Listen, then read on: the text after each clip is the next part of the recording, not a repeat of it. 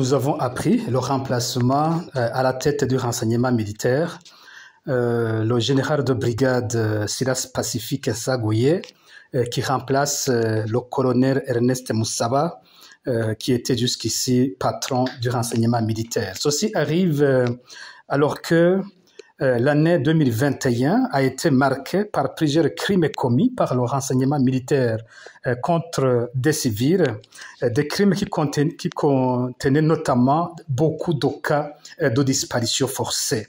Je peux rappeler ici quelques cas que nous avons connus, que nous avons documentés au sein de la campagne Ndondeza.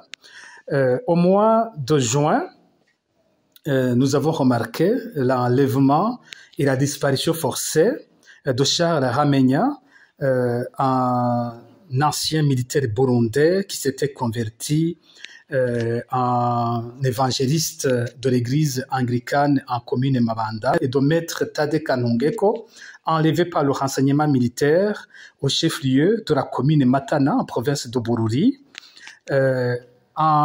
probablement au même mois de juin ou début juillet. Il y a eu l'enlèvement d'Amouri Kwizera, alias Babou, qui a été enlevé à Nyakabiga devant sa résidence et qui est resté introuvable depuis. On n'oublie pas bien sûr l'enlèvement et la disparition forcée d'Elingo Mirakiza, le président du parti CNL en commune Mutimbuzi de la province de Bujumbura, qui est resté depuis introuvable. Nous avons également appris, toujours au mois de juillet, l'enlèvement et la disparition forcée de 3 militants du parti MSD, un certain Selemani et Veni Kayowera, alias Amadi, qui ont été arrêtés à la gare du Nord à Kamenge, et au même moment, il y avait Ernest Nzambimana arrêté au chef-lieu de la province Muramvya, et depuis cette arrestation, ils n'ont pas été retrouvés. Au mois d'août, il y a eu l'enlèvement de Christophe Nyonzima, qui était un taximène qui déplaçait des gens entre Kirundo et Ngozi, arrêté au lieu appelé Kumasanganzira, et depuis, il est introuvable. En septembre, on a noté notamment l'arrestation et la disparition forcée de Jean-Marie Vianney Dogomba, qui a été enlevé tout près de Bouiza, en mairie de Bujumbura, et qui depuis est introuvable, et où il y a beaucoup de signes qui indiquent qui sont les auteurs de cet enlèvement. Et au mois d'octobre, il y a eu également plusieurs autres cas d'enlèvement. Là, on n'oublie pas Eric Nunzwenimana, Gaspard Habzarimana, qui ont été enlevés au chef-lieu de la province Kayanza.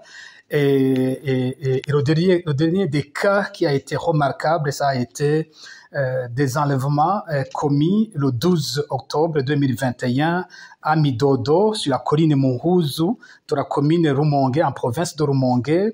Un sexagénaire, de ses fils, un employé de la maison et un commerçant qui passait par là ont été arrêtés nuitamment par le même renseignement militaire, une équipe qui aurait été dirigée par le lieutenant-colonel Liber Nyonghuru, numéro 2 du renseignement militaire, ainsi que des sous-officiers. Et depuis ces enlèvements, ces personnes n'ont jamais été retrouvées.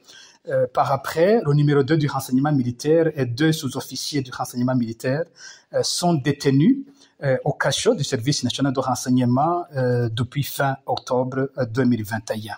Alors, nous ne savons pas si ce remplacement à la tête du renseignement militaire signifie un changement dans la manière de travailler du renseignement militaire. De toutes les façons, les crimes qui ont été commis en 2021 l'ont été en collaboration entre le renseignement militaire et les plus hautes autorités du parti CNDD-FDD. Nous avons des informations que beaucoup de ces opérations d'enlèvement des citoyens ont été financées par le renseignement interne du parti CNDD-FDD. Alors, dans cette situation, ça veut dire que tout ce qui a été fait par le renseignement militaire avait la bénédiction de hautes autorités du pays. Est-ce qu'il suffit de changer les noms à la tête du renseignement pour changer ce qui est en train de se passer, ou bien il faut d'abord reconnaître les crimes commis et sanctionner les auteurs de ces crimes?